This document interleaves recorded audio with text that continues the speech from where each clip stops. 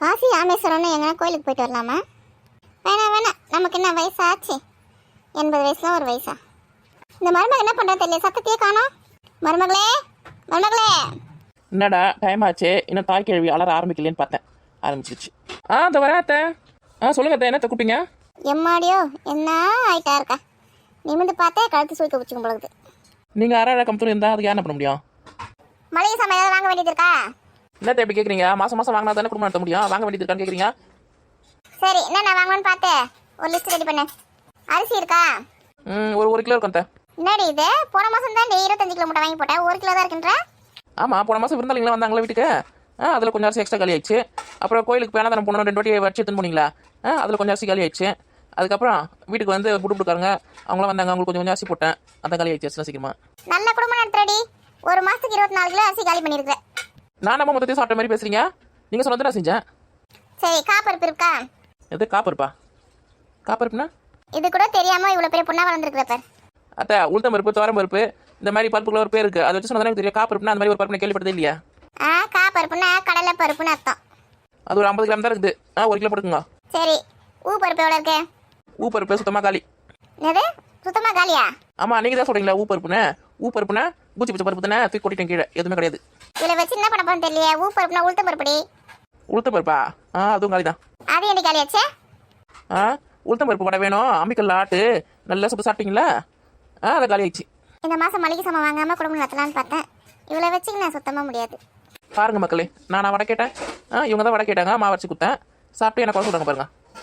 சரி, ஒரு பேப்பரில் எழுதிக்கிறேன், நோட்டு பேனா எடுத்துன்னு வா. இந்த 4 பொருள் உங்களால் ஞாபகம் வச்சுக்க முடியாதா? இதுக்கு நோட்டு பேனா வேற வேணுமா? அப்போ மற்ற பொருள்லாம் இருக்கா? இது மட்டும் போதுமா? நீங்கள் ஒன்று கேளுங்க, இருக்கா இல்லையான்னு சொல்கிறேன். பாப்பருப்பு இருக்கா? அதாண்டி பைத்தியம் பருப்பு இருக்கா? எது பைத்திய பருப்பா? ஐயோ, உன் கூட சேர்ந்து நானும் பைத்தியம் ஆயிடும் போலதே. பைத்தம் பருப்பு, இந்த பாசி பருப்பு இருக்கா? அது இருக்கத்த. ஏமா, இது ஒன்று தான் வாயில இருக்குன்னு வந்துருக்கு. எண்ணெய்லாம் இருக்கா? நல்லெண்ணெய், தேங்காய் எண்ணெய், கடலை எண்ணெய், இப்போ விளக்கேற்றுற எண்ணெய். இந்த எண்ணெய் மட்டும் தான் தெரியல. இந்த எண்ணெய் மட்டும் தான் இல்லையா? வேற என்ன இருக்கு? எண்ணெய் வச்சுக்கிற நீ? கொஞ்சோண்டு விளக்கெண்ணெய் மட்டும் இருக்குது. அதை உன் வாயில ஊற்றி குடி. சோப்பு, ஷாம்பு அதெல்லாம் இருக்கா? சோப்பு எனக்கு ஒரு 6 போட்டுக்குங்க. உங்களுக்கு ஒரு சோப்பு, எங்கள் வீட்டுக்காருக்கு ஒரு சோப்பு. மொத்தம் 8 சோப்பு கொடுக்குங்க.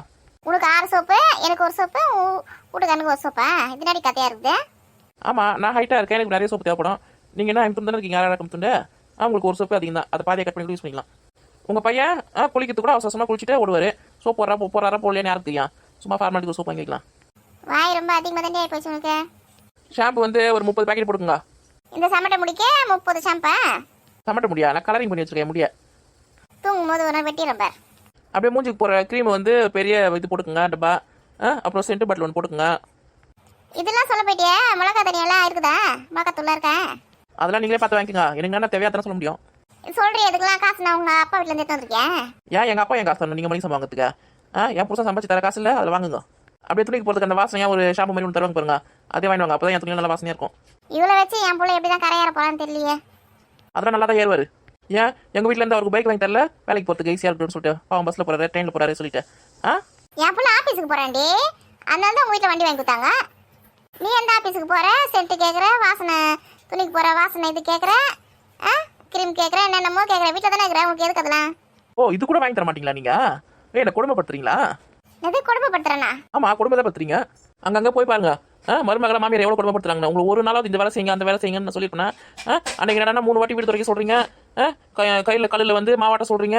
ஏன்னா எவ்வளோ கொடுமை பண்ணுறீங்க. இதெல்லாம் நான் யார்கிட்ட சொல்லிட்டு ஒரு நாளாவது ஒரு சோப்பு ஷாம்பு கேட்டதுக்கு இந்த நீட்டுறீங்க. ஏடே, வீட்டு வேலை செய்ய சொன்னது உன்னை கொடுமைப்படுத்துறது அர்த்தம் மாடியா?